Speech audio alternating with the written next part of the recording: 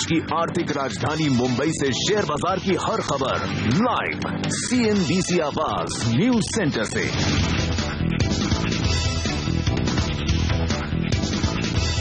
8 दिनों से भारतीय बाजारों में लगातार तेजी का माहौल। निफ्टी अपने निचले स्तरों से 480 अंक ऊंचा और सेंसेक्स 1700 अंक, और उसके बाद कल उतार चढ़ाव के बीच मामूली नेगेटिव क्लोजिंग। आज है वायदा कारोबार की एक्सपायरी का दिन। बड़े एक्शन के लिए तैयार हो जाइए, लेकिन क्या एक्सपायरी पॉजिटिव नोट पर हो पाएगी या फिर दिखेगा दबाव, और क्या हो आपकी रणनीति, इस पर होगा हमारा खास फोकस। नमस्कार, मार्केट काउंटडाउन में आप सबका स्वागत है।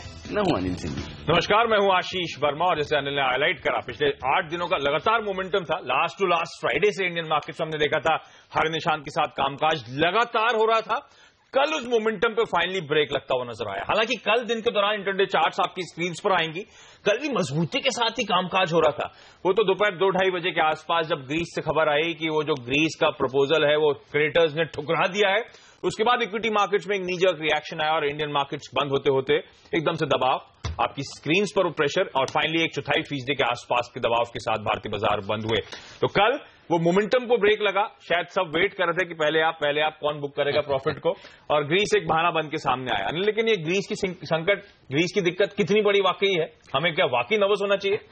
इसमें कोई डाउट नहीं कि ग्रीस को लेकर जो एक पॉजिटिव माहौल बनता हुआ दिख रहा था आशीष की, सब कुछ सुलझ जाएगा। और ग्रीस जिस तरह से पहले आप वो कह रहे थे ना, पहले ब्लिंक कौन करें तो पहले ब्लिंक करने का काम ग्रीस ने किया था, और उसको देखकर लगा कि शायद सिचुएशन बेहतर। लेकिन मुझे लगता है अभी कोई सिचुएशन हाथ से निकली हो वैसा लग नहीं रहा। तो कल करेक्शन के लिए जो एक ट्रिगर की जरूरत थी भारतीय बाजारों को, वो ग्लोबल मार्केट से आता हुआ दिख रहा है। इंटरेस्टिंग बात है, जब हम डेटा डिस्कस करेंगे तो आप देखेंगे कि ग्रीस के जो ये डेवलपमेंट और जो न्यूज फ्लैश है उसमें ट्रेडर्स करते हैं, इन्वेस्टर्स नहीं, फंड मैनेजर्स नहीं, और वो साफ तौर पर डेटा में दिखेगा। यानी कि एक्सपायर के एक दिन पहले आप देखते हैं कि ट्रेडर्स किस तरह से एक्टिव रहते हैं मार्केट में। तो ग्रीस का फ्लैश आते ही ट्रेडर्स ने अपनी पोजीशन, अपना स्टैंड पूरी तरह से बदला है। बाकी डेटा में कोई बदलाव नहीं। तो ये कह सकते हैं कि जिस ट्रिगर की जरूरत थी करेक्शन के लिए, कि जब आप लगातार 8 दिनों से 9 दिनों से 500 पॉइंट चढ़ चुके हैं, निफ्टी में 1700 पॉइंट आप तेजी देख चुके हैं, सेंसेक्स में 1300 पॉइंट, बैंक निफ्टी अपने लोअर लेवल से ऊपर आ चुका है, तो फिर जो करेक्शन चाहिए था वो करेक्शन आपको मिल गया। लेकिन बाकी कहीं बड़ी दिक्कत दिखे वैसा लग नहीं रहा। लेकिन ओवरऑल कल हमने जब बाजार बंद किया, जब ये चिंताएं थी ग्रीस को लेकर, क्या वाकई में ग्लोबल मार्केट्स भी उतने चिंतित हैं? क्या कोई ओवरनाइट डेवलपमेंट ग्रीस को लेकर पॉजिटिव नेगेटिव साइड पर? अच्छा, इंटरेस्टिंग है। ग्रीस को लेकर इतना पैनिक नहीं है। ग्रीस को लेकर पैनिक सबसे पहले तो यूरोप में होना चाहिए था। यूरोप में आप देखेंगे जर्मनी के मार्केट्स, लंदन के मार्केट्स हल्के लाल निशान में, और लंदन का मार्केट तो इनफैक्ट हरे निशान में जाके क्लोज हुआ है। तो वहां पर ज्यादा पैनिक नहीं था। इनफैक्ट ग्रीस का एथेंस इंडेक्स ले लें आप, 1.5-2% के आसपास का दबाव वहां पर देखने को मिला है। दिक्कत की बात है, नया फ्रेश प्रपोजल जो था उसे ठुकरा दिया क्रिएटर्स द्वारा, लेकिन उसके बावजूद वहां पे पैनिक नहीं है। शायद ज्यादातर लोग मान रहे हैं हफ्ते के एंड तक एक डील हो जाएगी। हो सकता है वो डील अनसैटिस्फैक्टरी हो, लेकिन वो डील फाइनली होती हुई नजर आएगी। अमेरिकन मार्केट्स में लेकिन आपको दबाव देखने को मिला होगा। 3/4 से 1% के आसपास का प्रेशर था। लेकिन जब शुरुआत अमेरिकन मार्केट्स की हुई थी तो ग्रीस को लेकर बहुत ज्यादा प्रेशर नहीं था वहां पे। हल्के लाल निशान में कामकाज कर रहे थे वो मार्केट, लेकिन इवेंचुअली फिर वहां पे दबाव बढ़ना शुरू हुआ। दबाव बढ़ने के और भी रीजन है वहां पे। एक तो जो आर्थिक आंकड़े आ रहे थे, जिस तरह से वो कुछ आंकड़े स्ट्रांग हो रहे हैं, एक तो मूड बिगड़ता है तो लोग गलत सोचने लगते हैं। तो मूड बिगड़ा, उस आर्थिक आंकड़ों को देखकर अब डर लगने लगा है कि फेड कहीं जल्द से जल्दी मूव ना कर दे, क्योंकि हाउसिंग सेल्स, हाउसिंग स्टार्ट्स के डेटा है, आपको याद होगा, बड़े मजबूत थे ऑफ लेट। उसके बाद तीसरी दिक्कत की बात थी कि क्वार्टर एंड आने वाला था। क्वार्टर एंड से पहले वहां पे कहा जा रहा है मुनाफा वसूली, पोर्टफोलियो में रीजिग हो रहे हैं, पोर्टफोलियो में बदलाव हो रहे हैं, उसका भी प्रेशर था। और वो खासतौर पर ट्रांसपोर्ट वर्टिकल जो था यूएस में, उसमें प्रेशर देखने को मिला। तो ग्रीस का कुछ हद तक इंपैक्ट था अनिल जी। अदरवाइज बाकी सारे रीजन थे तो फॉल का कारण बने। आशीष, आप ये कह रहे हैं कि भाई अमेरिका जो गिरा वो अपनी दिक्कतों से ज्यादा गिरा बजाय ग्रीस की। थोड़ा सा ग्रीस ने मूड बिगाड़ा और दिक्कतें लोगों को फिर ज्यादा दिखने लगी कि अरे यार ये भी दिक्कत, ये भी दिक्कत, तो वो ज्यादा इंपैक्ट करता हुआ नजर आया। तो आज क्योंकि आज एक्सपायरी का दिन है, तो ये ग्रीस का संकट क्या दिन के दौरान वोलेटिलिटी, क्योंकि आज खबरें दिन भर फ्लोज आते रहेंगे यूरोप से, तो ये दिन भर मूड बिगाड़ता रहेगा या न्यूज तो डेफिनेटली इसमें कोई डाउट नहीं ग्रीस का बड़ा है। और इमीडिएटली ट्रेडर्स ऊपर रिएक्शन भी देंगे जैसे कोई न्यूज फ्लैश होगा। लेकिन बाकी अब तक के अगर संकेतों को आप देखें तो ग्रीस की कल की कमजोरी को हम डाइजेस्ट कर चुके हैं। तो उसके दम पर आज हमें नीचे नहीं खुलना चाहिए, क्योंकि एशियाई बाजार में ऐसी कोई पैनिक वाली सिचुएशन नहीं है। फुटसी तो आप कह रहे हैं कि हरे निशान में बंद हुआ है और कहीं दिक्कत नहीं। तो मुझे लगता है कि ग्रीस को हम अब तक पचा चुके हैं, अब जो फ्रेश डेवलपमेंट होगा उस पर रिएक्शन होगा। अच्छा, क्योंकि हम विदेशी बाजार की बात करें तो एफआई फ्लोज ऑब्वियसली आते हैं। कल के पैनिक आपने क्योंकि शुरुआत में कह दिया था आंकड़ों में इतनी कमजोरी नहीं है, वो इंटरेस्टिंग है, क्योंकि एफआई फ्लो, एफआई 90-95 करोड़ रुपए कैश मार्केट, डीआईज ने भी खरीदारी करी है नेट ने 10-15 करोड़ की जो भी हो। तो वो आपका ये बेसिकली इंडिकेशन है कि इन्होंने अपनी पोजीशन नहीं अनवाइंड करी है, सिर्फ कल का वो ट्रेडर जो बेट करे तो उन्होंने एकदम नीजक रिएक्शन दिया। इनफैक्ट आप देखिए वायदा कारोबार के आंकड़े और इंटरेस्टिंग है, हाँ। क्योंकि कैश मार्केट में तो दोनों तरह के इन्वेस्टर मिला के 100 करोड़ की खरीदारी हो रही है, हाँ। लेकिन वायदा कारोबार में देखिए 1500 करोड़ के इंडेक्स फ्यूचर्स खरीदे गए कल के सेशन में एफआईएस के द्वारा, और 585-86 करोड़ के स्टॉक फ्यूचर्स। तो पहली बात तो ये कि स्टॉक फ्यूचर्स में अभी भी जबरदस्त लॉन्ग पोजीशन बनी है एफआईएस की, कल भी बनी है और पिछले 3-4 सेशन से बन रही है। तो स्टॉक स्पेसिफिक तो वो मंदी में है ही नहीं, ये बात समझ लीजिए। जहां उनका इंटरेस्ट है वो स्टॉक वो खरीद रहे हैं, पहली बात। अब इंडेक्स फ्यूचर्स में जो 1500 करोड़ की खरीदारी है उसमें निफ्टी और बैंक निफ्टी दोनों में ही आशीष बड़ी जबरदस्त लॉन्ग पोजीशन बनी है, और निफ्टी में तो कल जितनी दमदार लॉन्ग पोजीशन बनी है वो मैंने पिछले कई दिनों में यूं कहें कि पूरी सीरीज में नहीं देखी, कई सीरीज में नहीं देखी जो एक सिंगल डे में कि 23 लाख शेयरों की पोजीशन बने। अब इसमें एक बात हो सकती है, जनरली क्या होता है कि एक्सपायरी के 1-2 दिन पहले एक पोजिशनल या कॉल लेकर या यूं कहें कि ओवरनाइट कॉल लेकर एफआईज अपनी पोजीशन बनाते हैं, इस लिहाज से कि वो एक्सपायरी किस लेवल पर देख रहे हैं, उस लिहाज से अपनी लॉन्ग या शॉर्ट पोजीशन जो उन्हें रोल ओवर करनी है उस रोल ओवर को वो एक बार की पहले ओपन पोजीशन बना लेंगे, और उसके बाद सपोज मुझे लॉन्ग रोल ओवर करना है और मुझे लग रहा है कि एक्सपायरी 8500 पर होगी, तो मैंने कल निफ्टी खरीद ली। अब जब 8500 पर होगी तो मैं करंट मंथ वाली मेरी निफ्टी को बेच दूंगा और मेरी पुरानी निफ्टी कल नई सीरीज की निफ्टी कल खरीद चुका हूं। तो वो एक आर्बिट्राज अपॉर्चुनिटी या यूं कहें कि एक गेन कमाने की जो टेंडेंसी है वो कल के आंकड़ों में दिख रही है। तो मैं ये कहूंगा कि आंकड़े बुरे नहीं है, लेकिन ऐसा भी नहीं कि आप ये कहें कि 1500 करोड़ की इंडेक्स फ्यूचर्स की खरीदारी है तो इसका मतलब तो फिर बाजार नीचे क्यों बंद होना चाहिए। तो ये पूरी तरह से रोल ओवर के आंकड़े हैं जो ट्रेडर्स के लिए बड़े काम के हैं। तो ट्रेडर्स के लिहाज से इसमें जो आंकड़ों में संकेत मिल रहा है वो ये कि एफआईएस का बिकवाली का मूड नहीं है, कम से कम एक्सपायरी तक नहीं रहेगा, ये मानकर चलिए। अच्छा, तो वायदा बाजार के आंकड़े क्या कह रहे हैं इस सीरीज की? क्योंकि हम जो पोल कर रहे थे तब तक ये ग्रीस की संकट आया नहीं था, तो हम एक्सपेक्ट करते 8400 के ऊपर शायद एक्सपायरी होती हुई नजर आई, ज्यादातर लोगों मान के चल रहे थे। आज वायदा बाजार के आंकड़े क्या इंडिकेट कर रहे हैं, किस रेंज में हम ट्रेड कर सकते हैं? एक इंटरेस्टिंग बात है, जब आमतौर पर एक्सपायरी के दिन हम एक्सपेक्ट करते 3 बजे के आसपास वो डिसाइसिव स्विंग आएगा, वो स्विंग तो कल भी हमने आता हुआ देख लिया, अब क्या होगा? आज भी आ सकता है, आज भी आएगा, आज भी आ सकता है, क्योंकि जो ये पोजीशन कल इतनी बड़ी बनी है, 23 लाख शेयरों की निफ्टी में ओपन इंटरेस्ट ऐड हुआ है, लॉन्ग पोजीशन बनती हुई दिखिए। अब ये या तो ये लॉन्ग पोजीशन ऊपर जाकर बाजार में आपको अगली सीरीज में रोल ओवर होती हुई दिखे, और अगर वैसा नहीं हुआ तो सेकंड हाफ में आज बड़ा मूव तो आएगा, इसमें कोई डाउट नहीं, क्योंकि इस पोजीशन को कवर तो होना है, चाहे वो 8300 पर ये पोजीशन बिके या 8400 8425 के ऊपर आकर अगली सीरीज में आए। तो ये पोजीशन जो बता रही है बड़ी कल बनती हुई दिखिए, ये एक बड़ा मूव बाजार में आज देगी, इसमें कोई डाउट नहीं। लेकिन दूसरे आंकड़ों पर मैं बताऊं एक बार, सबसे पहले आप देखिए स्टॉक फ्यूचर्स लॉन्ग पोजीशन बनी, 1 करोड़ शेयर वहां पर जुड़े हैं। बैंक निफ्टी, ये दिक्कत की बात है, 1.25 लाख शेयर कम हुए हैं कल ओपन इंटरेस्ट में और थोड़ा सा नीचे रहा, तो बैंक निफ्टी में ओवरऑल मार्केट में शॉर्ट पोजीशंस बनी है, और या यूं कहें कि शॉर्ट पोजीशन से ज्यादा लॉन्ग पोजीशन खत्म होती हुई दिखिए, ये संकेत है। निफ्टी फ्यूचर्स में 23 लाख शेयर जुड़े, ये लॉन्ग पोजीशन बनती हुई दिखिए, ये सबसे बड़ा पॉजिटिव है। अब कल के सेशन में जो करेक्शन आया उस करेक्शन के पीछे वायदा कारोबार के आंकड़ों का भी काफी कंट्रीब्यूशन है। जनरली हम इसीलिए कहते हैं कि पुट कॉल रेशियो क्यों देखना चाहिए। कल आपको अगर याद हो, जिस वक्त करेक्शन आता शुरू हुआ उस समय पुट कॉल रेशियो 1.21 पर ट्रेड करा था, जो कि पिछली कई सीरीज 8-10 सीरीज का हाईएस्ट लेवल था। तो नेचुरली वहां से आपको पोजीशन हल्की, बाजार ओवरबॉट है, एक धक्का चाहिए नीचे गिरने के लिए, वो धक्का मिल गया, पुट कॉल रेशियो घटकर 1.15 पर आया। तो कुछ हद तक कल कमजोर ट्रेडर्स पहले सिस्टम से बाहर हो गए। अब जो ऑप्शंस में डेटा बन रहे हैं वो काफी इंटरेस्टिंग है। पहला तो है 8200 पर हाईएस्ट ओपन इंटरेस्ट है और 8400 पर हाईएस्ट ओपन इंटरेस्ट है पुट और कॉल में। तो आपके लिए वायदा कारोबार में अपसाइड के लिहाज से अगर देखें तो 8400 के पार जाकर एक्सपायरी देना निफ्टी के लिए थोड़ा मुश्किल होगा, ये डेटा से दिख रहा है। लेकिन आज के सेशन में वायदा कारोबार के लिए सबसे अहम लेवल कौन सा है, और वो लेवल निकल कर आ रहा है 8350 का। और वो आशीष इसलिए कल के सेशन में देखिए 8350 के पुट पर 5 लाख शेयर जुड़े हैं और 8350 के ही कॉल पर भी 6 लाख शेयर जुड़े हैं। एक ही स्ट्राइक प्राइस पर पुट और कॉल दोनों में ओपन इंटरेस्ट बढ़ा है। इसका मतलब यह कि ये टसल पॉइंट है तेजी और मंदी करने वालों का। तो जो तेजी करने वाले ट्रेडर्स हैं इसके ऊपर रखने की कोशिश करेंगे, मंदी करने वाले ट्रेडर्स चाहेंगे कि 8350 के नीचे हमने टिका दिया मार्केट को फर्स्ट हाफ में, तो फिर तेजी करने वाले ट्रेडर्स का कॉन्फिडेंस टूटेगा और नीचे की तरफ बनता हुआ दिखेगा। तो मेरी नजर पूरी तरह से आज 8350। तो 8350 आपने कहा टसल पॉइंट है, तो पलड़ा इस समय किसका भारी नजर आ रहा है? इस समय भारी बुल्स का नजर आ रहा है। इसके दो रीजन, और किस तरह से फिर एक्सपायरी हो सकती है। पहले तो देखिए मार्केट वाइड रोल ओवर है जो 56% के आसपास के, ठीक ठाक से कम है थोड़े से। लेकिन निफ्टी में देखिए, निफ्टी में बड़े रोल ओवर्स नहीं हो रहे हैं, मैं 44% रोल ओवर है। इसका मतलब साफ है कि बहुत ज्यादा कॉन्फिडेंस न तेजी करने वालों में न मंदी करने वालों में अगली सीरीज को लेकर, जिसका जो प्राइस आ रहा है या जो स्टॉप लॉस ट्रिगर हो रहा है उसमें पोजीशन खत्म करते हुए दिख रहे हैं। ये ट्रेडर्स का हाल है। बैंक निफ्टी में देखिए और भी कम कॉन्फिडेंस है, महज 34% रोल ओवर हुआ है। तो अगली सीरीज बड़ी सीरीज भी है और उस लिहाज से कॉन्फिडेंस ज्यादा नहीं है लोगों में, वेट एंड वॉच वाली सिचुएशन ज्यादा दिख रही है, पहली बात।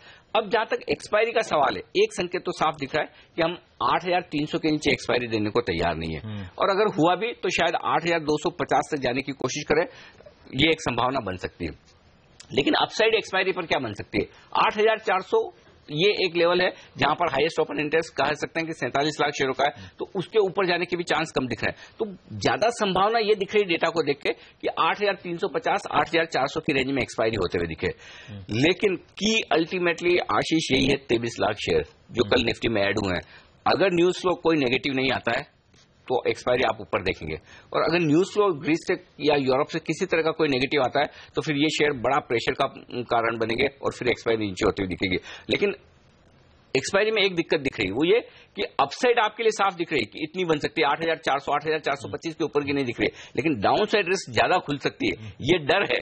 लेकिन डेटा सजेस्ट अभी तक ये कर रहे हैं कि अगर न्यूज फ्लो की वजह से बाजार डायरेक्शन न ले तो फिर एक्सपायरी ऊपर होनी। तो ग्रीस के न्यूज फ्लोज पे आज आपको ध्यान रखना पड़ेगा, और अनिल जैसे हाईलाइट भी कर रहे थे अगली सीरीज ध्यान रखें, इसके बाद 5 हफ्तों की सीरीज, और कल हम डिस्कस भी कर रहे थे किस तरह से इवेंट पैक्ड वो सीरीज है। मॉनसून की चाल को लेकर सबकी नजर रहने वाली है, पार्लियामेंट का सेशन शुरू होगा, ये जो मॉनसून सत्र होता है, इसके अलावा नतीजों का सिलसिला मेरे ख्याल से पहले हफ्ते अब जुलाई से ही शुरू होता हुआ नजर आएगा, तो अगली सीरीज वो भी फैक्टर इन करने की कोशिश करेगी। और सबसे बड़ी दिक्कत तो शुरुआत में ही है सीरीज के, वो ग्रीस की डेडलाइन ही मंगलवार को अगले आने वाली है, उससे पहले पता नहीं क्या सहमति होगी। लेकिन एक और चीज, अब धीरे धीरे लोगों को थोड़ा सा पॉलिटिकल सिचुएशन को लेकर भी डर लगने लगा है, क्योंकि जिस तरह से ये डेवलपमेंट्स होते दिख रहे हैं उसको देखकर लग रहा है कि इस बार भी पार्लियामेंट सेशन में कितना काम हो पाएगा, नहीं होगा, क्या कुछ विकेट्स गिरेंगे, तो वो अब बाजार के लिए कंसर्न बनता हो। बहुत सही बात है, और जिस तरह से ऑफ लेट कंसर्न्स बन रहे हैं, अपोजिशन को एक अच्छा तगड़ा मामला मिल गया है, तो बड़ा डिस्ट्रप्शन तो होने ही वाले हैं पार्लियामेंट सेशन में। लेकिन अनिल जी, फिर आज के लिए मैं कैसे ब्रेसअप करूं अपने आप को, क्योंकि थोड़ा सा इंडेसिव है, किस तरफ पलड़ा आएगा, खबरों का सिलसिला बहुत होगा, ग्रीस को लेकर सब पैनी नजर रखे होंगे, तो एज अ रिटेल इन्वेस्टर मेरी आज की रणनीति क्या हो? आज के लिए एक ही तरीका है बाजार को ट्रेड करने का, लेवल्स पर नजर रखिए, क्योंकि किसी को पता नहीं मूव कितना होगा, किस वक्त होगा, किस तरफ होगा, क्योंकि आपको ये तीनों ही चीजें पता नहीं है। तो फिर उसके लिए फिर आपको क्या करना है, लेवल्स आपके लिए सबसे बेस्ट है। जो प्राइस आपको दिख रही है, प्राइस पॉइंट ही आपका डिसाइड करेगा ट्रेड का एक्शन। तो प्राइस पॉइंट के तौर पर सबसे पहले अगर एसजीएक्स निफ्टी 10 पॉइंट नीचे खुलने के संकेत दे रहा है, आपके लिए पहला सपोर्ट जोन जो हो गया वो हो गया 8,300 8,325। इस रेंज तक जब तक बाजार है, और आज सपोर्ट जोन इसलिए कह रहा हूं बजाय इसके कि स्ट्रिक्ट स्टॉप लॉस के, क्योंकि बाजार आपका स्टॉप लॉस ट्रिगर करके फिर से एडवर्स मूव दे सकते हैं, वो होगा।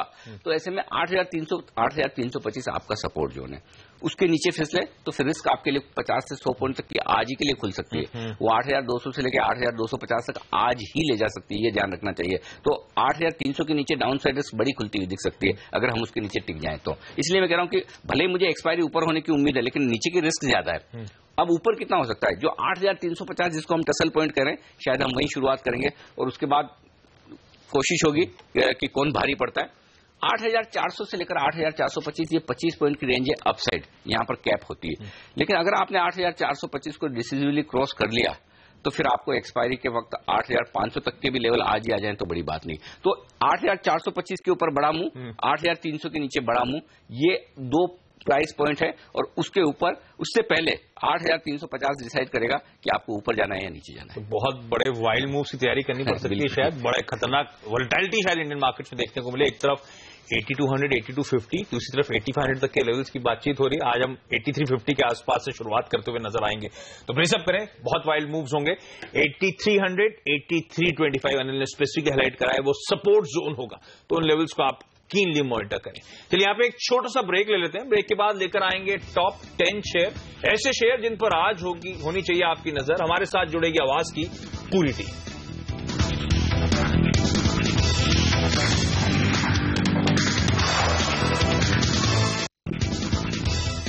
और अब वक्त है टॉप 10 स्टॉक्स का, ऐसे शेयर जहां पर आज दिखने वाला एक्शन खबरों के दम पर, और आपके लिए होंगे मौके कमाई के। क्या हो रणनीति और क्या है खबरें, ये सब बताने के लिए पूरी टीम है हमारे साथ। सोनम, पूजा, वरुण और नियति। शुरुआत पूजा आपके साथ। जी, सबसे पहले तो आज तमाम पीएसयू बैंक्स फोकस में रहेंगे। यहाँ फाइनेंस मिनिस्ट्री का कहना है कि पीएसयू बैंकों के अगले इमीडिएट और मिड टर्म में जो भी कैपिटल रिक्वायरमेंट्स है उसको जल्द से जल्द सौंपे कि अगले 5 सालों में उनको कितनी कैपिटल की जरूरत पड़ सकती है। तो इस पर सूत्रों के हवाले से खबर निकल कर आई है कि एसबीआई को 250 करोड़ की, सेंट्रल बैंक को यहाँ पर करीब 3600 करोड़ के और यूनियन बैंक को 1200 करोड़ के इक्विटी कैपिटल की जरूरत पड़ सकती है FY16 के लिए।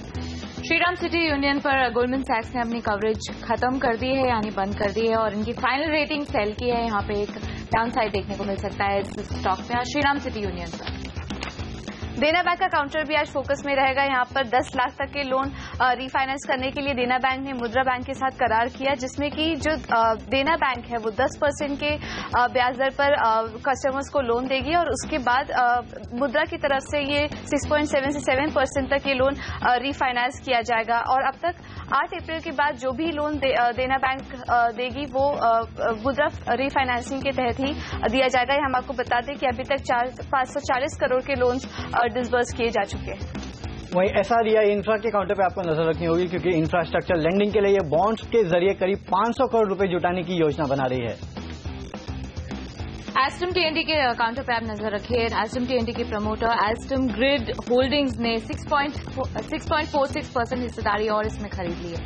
स्पाइसजेट और जेट एयरवेज बल्कि सारे एविएशन काउंटर्स आपके रडार पर रहने चाहिए, क्योंकि एयरपोर्ट अथॉरिटी ऑफ इंडिया कुछ एयरपोर्ट पर अपनी सर्विसेज और फैसिलिटीज के चार्जेस के दाम में बढ़ोतरी कर सकते हैं, जहां पे लगभग 80 नॉन मेजर एयरपोर्ट्स है जिसमें लैंडिंग और पार्किंग फीस के चार्जेस में बढ़ोतरी हो सकती है। पिछले बार इस तरह की बढ़ोतरी 2001 में की गई थी, क्योंकि ये चार्जेस बढ़ने से कंपनी के खर्चों में बढ़ोतरी होती है, तो इसका भार शायद अब ग्राहकों को ही सहना पड़े, तो टिकट शायद यहाँ पर महंगी हो सकती है। वही अदानी एंटरप्राइजेस के काउंटर पे भी नजर रखें, क्योंकि ऑफिशियली इस कंपनी ने दरअसल अनाउंस कर दिया है कि क्वींसलैंड में इस कंपनी की जो कोल माइन थी उसे अब इसने बंद कर दिया है। वहां पे जो इंडिपेंडेंट कॉन्ट्रैक्टिंग फर्म्स थी उनसे यहाँ पे काम करने के लिए मना कर दिया गया है। दरअसल काफी सारे अटकलें थे इस प्रोजेक्ट को लेकर, एनवायरमेंट क्लियरेंस नहीं मिल रहा था, सरकार से अप्रूवल नहीं मिल रहा था और इसी के कारण इन्हें यहाँ काम बंद करना पड़ा है। सन टीवी काफी दिनों से स्टॉक फोकस में है, लगातार गिरावट झेल रहा है क्योंकि बहुत ज्यादा अनसर्टेनिटी है इस पे। अब कुछ फंड एक्शन होता हुआ नजर आया है। एफआईएस ने यहाँ पे बिकवाली की है। Homes emerging Asia equity fund की तरफ से होम्स इन्वेस्टमेंट फंड पीएलसी ने यहाँ पे बिकवाली की है। करीब 30 लाख शेयर इन्होंने बेचे हैं 296.31 प्रति शेयर के भाव पर।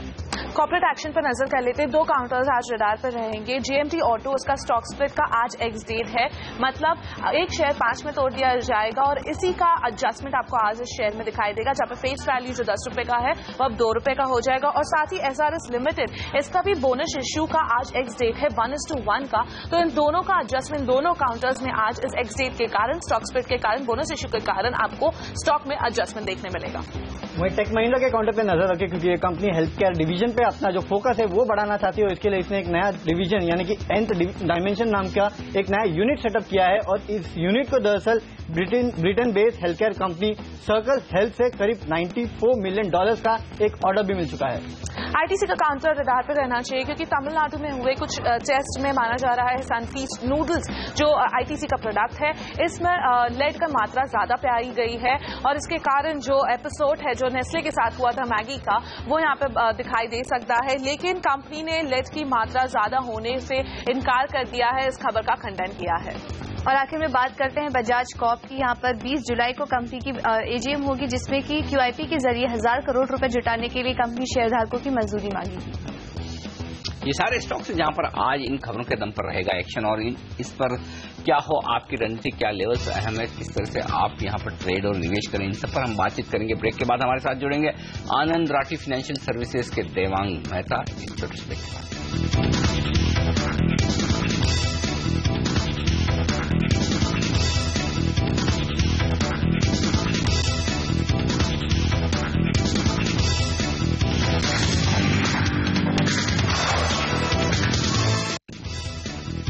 हमारे एक्सपर्ट्स हमारे साथ जुड़ रहे देंगे आज के ट्रेडिंग सेशन की रणनीति फंडामेंटल राय देने के लिए। हमारे साथ स्टूडियो में इस वक्त हमारे साथ देवांग मेहता आनंद राठी फाइनेंशियल सर्विसेज से, और कोलकाता स्टूडियो से हमारे साथ जुड़ चुके हैं रजत के बॉस.com के रजत बॉस, बाजार पर तकनीकी राय देने के लिए। आप दोनों का ही स्वागत है CNBC आवाज पर। रजत, क्या कह रहे हैं चार्ट्स, क्या अब भी बाय ऑन डिप्स का मार्केट है या फिर ओवरबॉट और सेल ऑन राइज? क्या रणनीति निफ्टी पर लेकर चलेंगे आप? देखिए, पहले ये देखना चाहिए कि 8,420 का जो स्तर है, 8,400 से लेके 8,420 का जो रेजिस्टेंस है, उसको पार करके अगर निफ्टी ऊपर की तरफ चलता है तब तो ये रैली और भी चल सकता है। बट एक चीज जरूर बोलना चाहिए कि आज क्लियरिंग के दिन होने के कारण इसमें ऊपर से कुछ सेलिंग आवे भी। अभी जब तक ये 8300 को नीचे तोड़ नहीं देता है तब तक कोई खास खतरा बुल के लिए पैदा नहीं होगा। इसीलिए डिप में बाइंग होने की पॉसिबिलिटी ज्यादा लगता है। स्पेशली बैंक निफ्टी जो संकेत दे रहे हैं, शॉर्ट टर्म मूविंग एवरेजेस जिस तरीका का चाल दिखा रहा है, उसमें से यही समझ में आ रहा है कि हो सकता है ऊपर से कुछ सेलिंग आवे, लेकिन उसके बावजूद भी नीचे की तरफ में बाइंग की पॉसिबिलिटीज अभी भी है। आज क्लियरिंग है तो थोड़ा सा कॉशस होके बाजार में सौदा करना चाहिए, लेकिन अभी तक बुल के लिए कोई खास खतरा मुझको नहीं दिख रहा है, क्योंकि ये लोग जिस तरीके से 8300 को पार किया है और 8350 को ऊपर भी लेके गया है, अभी इसका मोमेंटम बरकरार रहेगा। लेकिन आज थोड़ा ऊपर से प्रॉफिट बुकिंग होने की पॉसिबिलिटीज है, जहां पे सारी क्लियरिंग में काफी अच्छी मूवमेंट दिख रहा है। फिर तो तमाम हर्डल्स को इनफैक्ट मार्केट ने क्रॉस करा। 8200 कहा जा रहा था, जिस तरह की पोजीशन बिल्डअप थी, 8300 कहा जा रहा था दिक्कत होने वाली, आसानी से उसे ब्रीच करते हुए नजर आए। आज थोड़ा सा, क्योंकि एक्सपायरी का दिन है, थोड़ा सा प्रेशर देखने को मिलेगा। रजत मानते हैं लोअर लेवल्स पे फिर से बाइंग होगी, बुल्स की ग्रिप में ही ये मार्केट नजर आता है। लेकिन देवांग, कल जो दबाव आया, 8 दिनों की रैली को एक बहाना चाहिए था ब्रेक लगने का, वो बहाना था ग्रीस से आया। ग्रीस को लेकर सब चिंतित हैं, लेकिन किसी को पता नहीं ग्रीस अगर एग्जिट होता है तो कितनी बड़ी दिक्कत होने वाली है। किसी ने कोई कैलकुलेशन नहीं करा, किसी को समझ में नहीं आ रहा है ग्रीस कितनी बड़ी चिंता वाकई है, और क्या वाकई ग्रीस का एग्जिट होगा, या फिर आप जैसे जानकार मानते हैं कि आज कल में वो रेजोल्यूशन आएगा, चाहे वो अनकंफर्टेबल रेजोल्यूशन हो, लेकिन रेजोल्यूशन आ जाएगा। Good morning. मुझे लग रहा है कि शायद कोई बहुत बड़ी दिक्कत नहीं है, क्योंकि एक ही रीजन के लिए मार्केट बार बार करेक्ट करता है। एक ही रीजन ये लगभग लास्ट 3 से 6 महीने के लिए देख रहे कि शायद ग्रीस की बात आए और मार्केट थोड़ा सा करेक्ट करे। किसी भी मोमेंट पे न्यूज आता है, बट बाद में ये डिस्काउंट हो जाता है, और मुझे लग रहा है कि ये कोई बहुत बड़ी चिंता नहीं है। जो बड़ी चिंता थी इंडिया में वो थी मानसून की। आई थिंक ये जो लास्ट रैली आई है लास्ट वीक में, जब आपके शो आखिरी सौदा पे था, तब उसी के पहले हमने एक नोट रिलीज किया था, god send opportunity to buy equities 8000 के आसपास। और हमें ये लग रहा है कि अभी भी ये मौका है, जिसने 9000 पे 8800 पे भी जो बुलिश थे और मार्केट में एंटर नहीं कर पाए थे बड़ा करेक्शन की एक्सपेक्टेशन में, उनके लिए ये बेहतरीन मौका है। और स्टॉक ने 12% जब निफ्टी ने करेक्ट किया, स्टॉक ने 20, 25, 30% भी करेक्ट किया है। तो हमें अभी भी लग रहा है कि स्टॉक स्पेसिफिक बहुत मौके मार्केट में। मुझे नहीं लग रहा है ग्रीस की ज्यादा चिंता है। एक तो मानसून की चिंता दूर हो गई है, आगे रेट कट्स भी थोड़े एग्रेसिव हो सकते हैं। मेरे ख्याल से कंसेंसस ये भी मानने लगा है कि जो रेट कट नहीं होने वाले थे पूरे साल में, वो भी शायद हो सकते हैं। तो आई थिंक मैं ग्रीस की ज्यादा चिंता नहीं करूंगा, सिलेक्टिवली बाइंग की। तो अगर ग्रीस पेन देता है इंडियन मार्केट्स को, तो खरीदारी करने के मौके होंगे डेफिनेटली। यस, ग्रीस अगर पेन देता है तो आई अपॉर्चुनिटी एंड एडवर्सिटी समझ के इसको बाय करने की कोशिश। और आज तो जैसे अनिल से हम डिस्कस भी कर रहे थे, ग्रीस को लेकर जो तमाम खबरें आएंगी तो शॉर्ट नीजक रिएक्शंस हैं, तो शायद वो खरीदारी करने के मौके होंगे। बिल्कुल। अगर मानसून को लेकर एक लेकिन दिक्कत की बात, मानसून ने यहाँ से स्टैटिक था, एकदम से अचानक जम्मू कश्मीर तक पहुंच गया, लेकिन बीच में यूपी कहा जा रहा है मिस आउट करके, भूल गया कि वहां पे भी बरसना था। आ जाएगा घूम फिर के। लेकिन एक्चुअली जिस तरह से जबरदस्त बारिश होती दिख रही है, ये थोड़ी हमें जबरदस्त लग रही है, क्योंकि हमारे बॉम्बे में बड़ी खतरनाक हो रही है। बॉम्बे में तो जून का सबसे मतलब रिकॉर्ड बारिश हो गई जून महीने की, और अभी भी कहीं कोई ऐसा थमने के आसार नहीं दिख रहे। तो मानसून की प्रोग्रेस शायद बाजार को पसंद आया, और डॉक्टर रघुराम राजन की तरफ से संकेत भी आते हुए दिख रहे हैं कि अगर मानसून अच्छा हुआ तो फिर ब्याज दरों में कटौती की उम्मीद आप कर सकते हैं। ये साफ तौर पर नहीं, लेकिन इनडायरेक्टली उनका कहना है। लेकिन इस बीच लेंगे एक छोटा सा ब्रेक, और ब्रेक के बाद जब लौटेंगे तो लेकर आएंगे आपके लिए बाजार की इस वक्त की बड़ी हेडलाइंस कौन सी हैं, खास खबरें, और साथ ही शेयरों पर राय तो लेंगे ही हमारे एक्सपर्ट के साथ।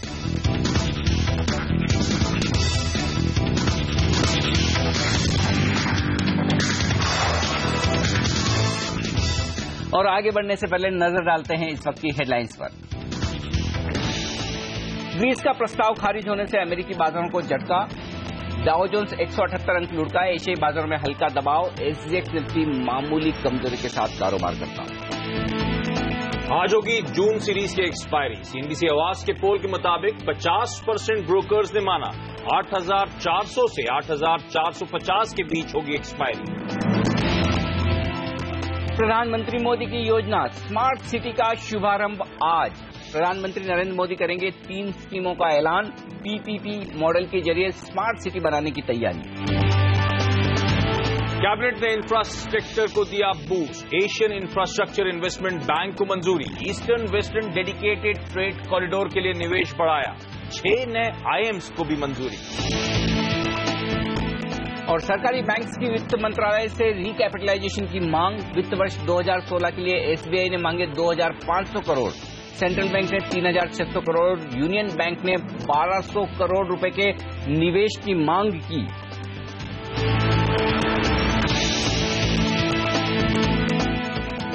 हमारे एक्सपर्ट हमारे साथ है, रजत बोस और देवांग मेहता, और राय इन्हीं शेयरों पर ली जाए, इन्हीं मुद्दों पर ली जाए। और देवांग, फिर ऐसे में क्या जो बैंक्स के रिकैपिटलाइजेशन की अब मांग जोर पड़ती दिख रही है।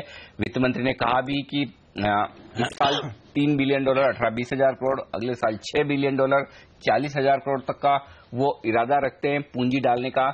क्या PSU बैंक्स में सारी तकलीफों के बीच खरीदारी का मौका है या इंतजार करना चाहिए?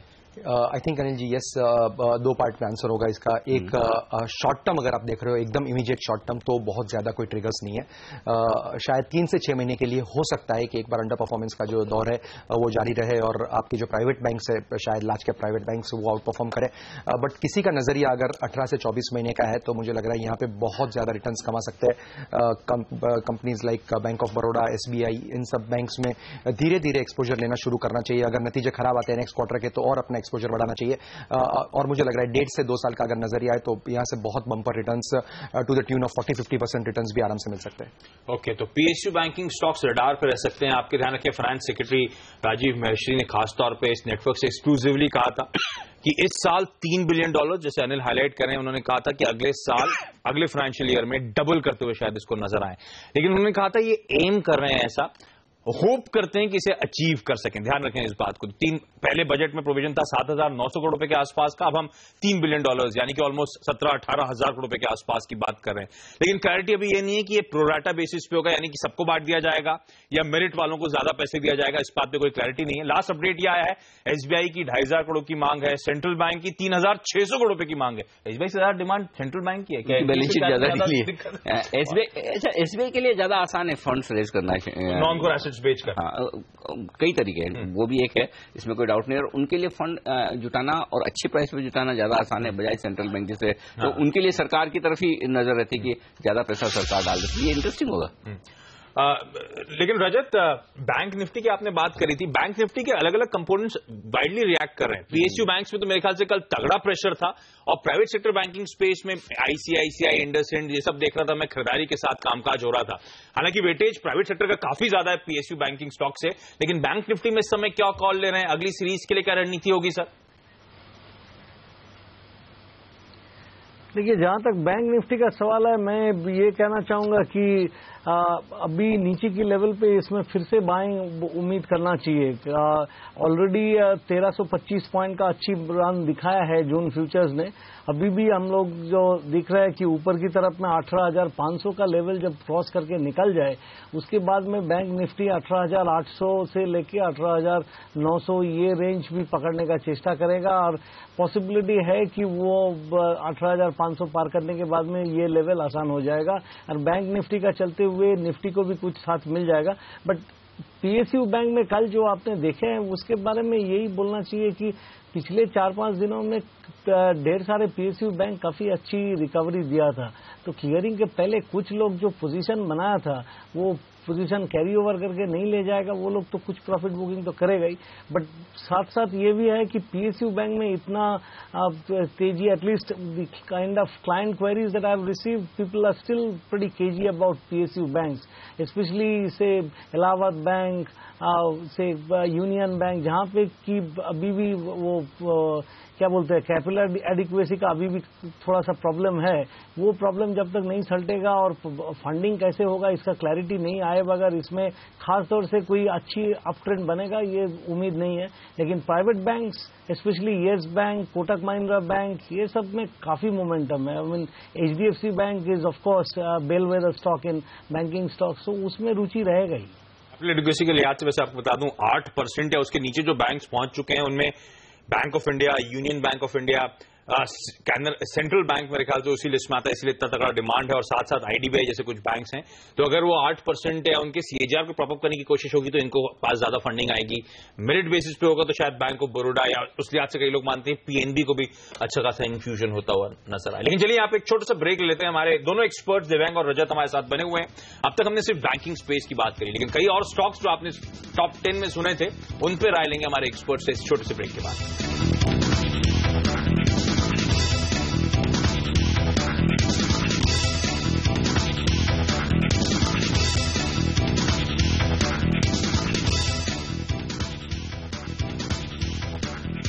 रजत बोस और देवांग मेहता तो हमारे साथ हैं ही। अब वायदा कारोबार के एक्सपायरी के दिन इस पर रणनीति देने के लिए हमारे साथ एंजल ब्रोकिंग के डेरिवेटिव हेड सिद्धार्थ भामरे भी कार्यक्रम में शामिल हो चुके हैं। सिद्धार्थ, स्वागत है आपका सीएनबीसी आवाज पर। 8 दिनों की तेजी पर कल थोड़ा सा ब्रेक जरूर लगाया, लेकिन क्या लगता है आपको, क्या कुछ कमजोरी और बढ़ेगी या फिर अब भी बाय ऑन डिप्स का बाजार है? कहां एक्सपायरी होते देख रहे हैं आज आप निफ्टी की? Good morning Anil ji. Positional trader के लिए ये बाय ऑन डिप्स का बाजार तो नहीं है, लेकिन जिस तरह से स्ट्रांग मोमेंटम पहले जो आ रहा था मार्केट में, this was purely because of DIIs यानी डोमेस्टिक फंड्स।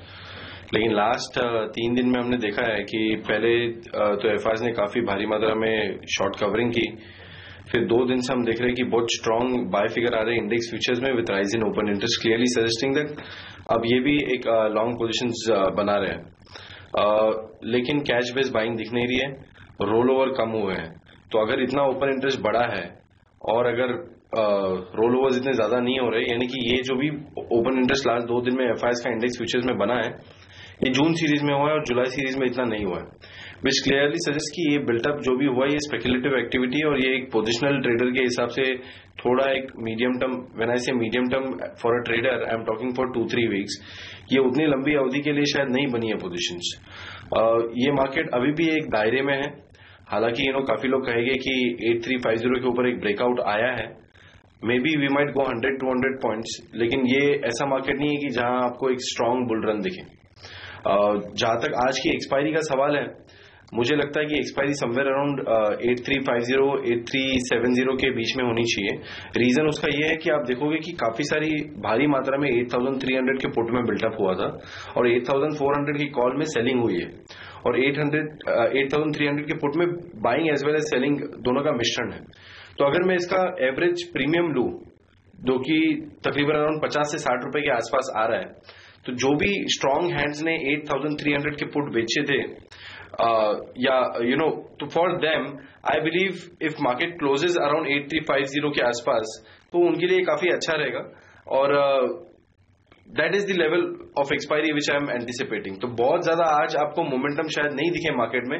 अगर 8320 के आसपास मार्केट आता है तो वो इंट्राडे के लिए बाय बनेगा और अराउंड 8400-8410 के आसपास आता है तो वो इंट्राडे सेल बनेगा आज के लिए। इन्हीं लेवल्स के आसपास शायद एक्सपायरी होती हुई नजर आए। 8360 कल की क्लोजिंग थी, 8350 से 8370 के आसपास सिद्धार्थ मान रहे हैं कि आज आपको फाइनली सीरीज कल्मिनेट होती हुई नजर आए, इसकी एक्सपायरी उन लेवल्स के आसपास होगी।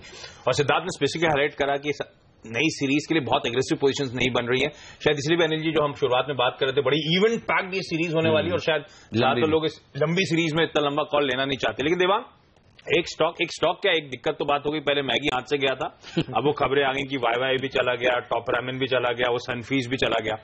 अच्छा, मैं आपसे आईटीसी पे कॉल लेना चाहूंगा, उसकी गाज तो गिरेगी क्यों कहा जा रहा है इन सब में लेट का कंटेंट जरूरत से ज्यादा है, तो खाने पीने की दिक्कत तो हमारे साथ आनी है। लेकिन आईटीसी एज अ स्टॉक 312-313 के लेवल्स के आसपास, क्या हिम्मत कर रहे हैं आप लोग खरीदारी करने की, क्योंकि ज्यादा इंपॉर्टेंट तो सिगरेट का कारोबार है जिसमें अलग से दिक्कतें हैं, या आईटीसी से दूरी रहना है? आई थिंक हिम्मत करने की जरूरत नहीं है। कारण यह है कि हिम्मत करके भी अगर आपको रिटर्न्स मिले तो हिम्मत करनी चाहिए, बट मुझे लग रहा है इसमें बहुत ज्यादा रिटर्न्स मिलने की संभावना कम है।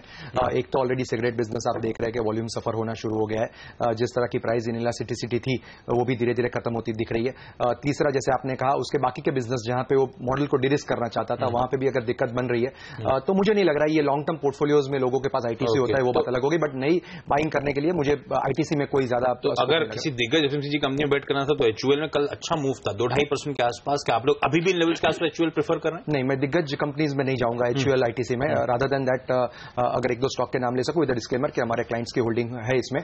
बजाज कॉप, इमामी, ये स्टॉक्स हमें अभी भी लग रहा है कि जहां पे रूरल कंजम्पशन की जो चिंताएं थी वो धीरे धीरे दूर होती नजर आ रही है। और ये सब कंपनी के जो प्रोडक्ट्स है प्लस जो इनऑर्गेनिक एक्विजिशंस करते जा रहे हैं with cash on the balance sheet, this 2 companies will do extremely well. Bajaj Corp के लिए एक बड़ी खबर आज ये आपकी स्क्रीन पर फ्लैश होती हुई भी दिख रही है। 1000 करोड़ का QIP करना चाहते हैं। 20 जुलाई को AGM होगी, शेयरधारकों की मंजूरी ली जाएगी उस AGM में। लेकिन सिद्धार्थ, बैंक शेयर और खासतौर से PSU बैंक्स इन पर्टिकुलर कल कमजोर होते हुए दिखे थे और मिड कैप PSU बैंक्स तो काफी कमजोर थे। बैंक निफ्टी को कैसे ट्रेड करेंगे और कोई बैंकिंग शेयर है आपके रडार पर PSU और प्राइवेट स्पेस से जहां पर आपको शॉर्ट या लॉन्ग पोजीशन बनाने के मौके दिखते हैं एक्सपायरी के चलते? बैंक निफ्टी में क्लियरली 18,600 से 18,700 का एक स्ट्रांग रेजिस्टेंस है और इमीडिएट सपोर्ट अगर मैं देखूं बैंक निफ्टी को वो 18,100 के आसपास है और हम सपोर्ट के पास है। एक्सपायरी के चलते हुए मैं इतना कोई ट्रेड बैंक निफ्टी में नहीं करूंगा, लेकिन पोजिशनली मैं बैंक निफ्टी में सेल ऑन राइज करूंगा। पीपल आर एंटिसिपेटिंग कि मानसून अच्छे हो रहे हैं तो शायद इंटरेस्ट रेट कट्स फिर से चालू हो जाए। Whether interest rate cuts happens और नॉट हैपेंस, मुझे नहीं लगता कि बैंक निफ्टी को 18,700 और उसके बाद वाला जो रेजिस्टेंस है 19,200 जुलाई सीरीज में बहुत डिफिकल्ट होगा ये लेवल को क्रॉस करना। और अगर इन स्तरों के पास अगर बैंक निफ्टी पोजिशनली आता है तो we would like to initiate short positions unless FIs I have not started buying in cash market और इंडेक्स फ्यूचर्स में भी अगर उनकी बाइंग कंटिन्यू नहीं होती है तो हम डेफिनेटली हायर लेवल्स पे बैंक निफ्टी को शॉर्ट करेंगे rather than buying right now. तो ये राय आती हुई बैंक निफ्टी पर लेंगे। एक छोटा सा ब्रेक और ब्रेक के बाद लौटेंगे और कुछ और स्टॉक्स जहां पर आज एक्शन दिखने वाला है उन पर रणनीति बनाएंगे और आपके लिए ढूंढेंगे ट्रेडिंग के मौके हमारे एक्सपर्ट के साथ इस छोटे से ब्रेक के बाद।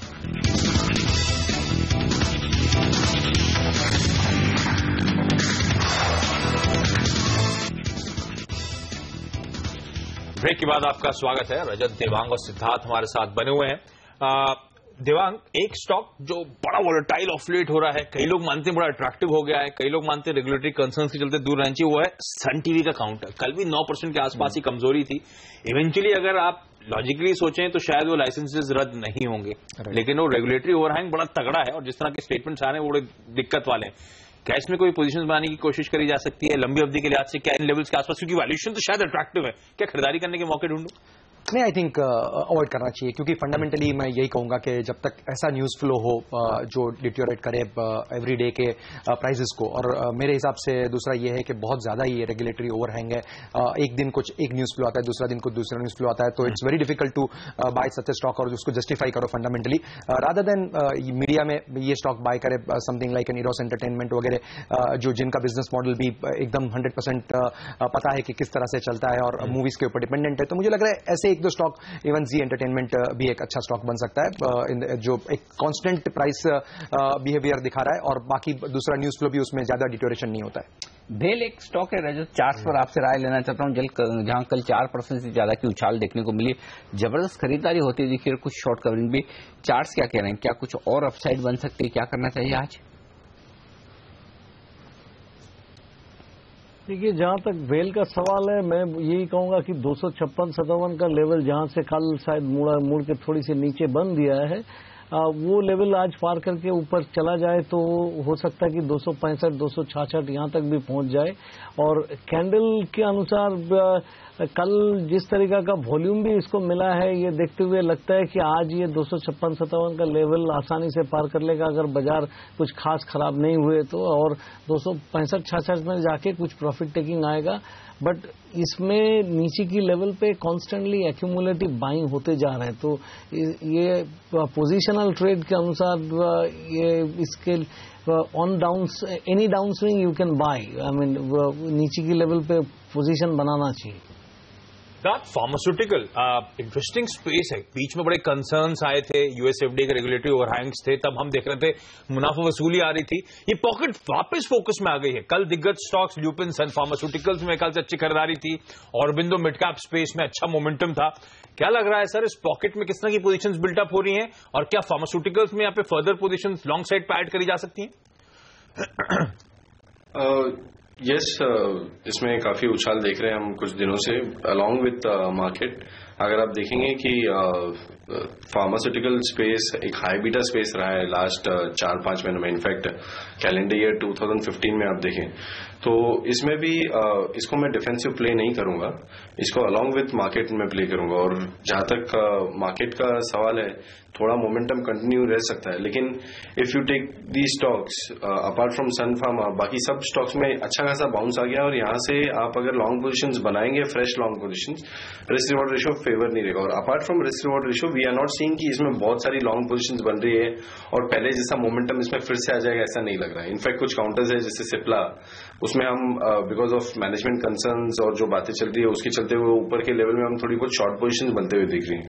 तो मैं इतना ऑप्टिमिस्टिक नहीं रहूंगा फार्मा सेक्टर पे और अवॉइड करूंगा this point of time. Okay, pharma avoid करने का वक्त है, लेकिन हम लेंगे एक छोटा सा ब्रेक और ब्रेक के बाद लेकर आएंगे आपके लिए प्री ओपनिंग सेशन। इंटरेस्टिंग बात है कि काफी समय से, पिछले 1 घंटे से एसजीएक्स निफ्टी एकदम टिका हुआ है, 7.5 पॉइंट वहीं का वहीं। तो देखना ये इंटरेस्टिंग होगा कि भारतीय बाजारों की शुरुआत कैसी होती है। रुपए की शुरुआत पर नजर डालेंगे, जहां कल 9-10 पैसे की कमजोरी होती हुई दिखी थी। आज करेंसी मार्केट क्या कुछ और कमजोर होता है ग्रीस की चिंताओं के चलते, वो नजर पर होगा। तो प्री ओपनिंग सेशन पहला सौदा इस छोटे से ब्रेक के बाद।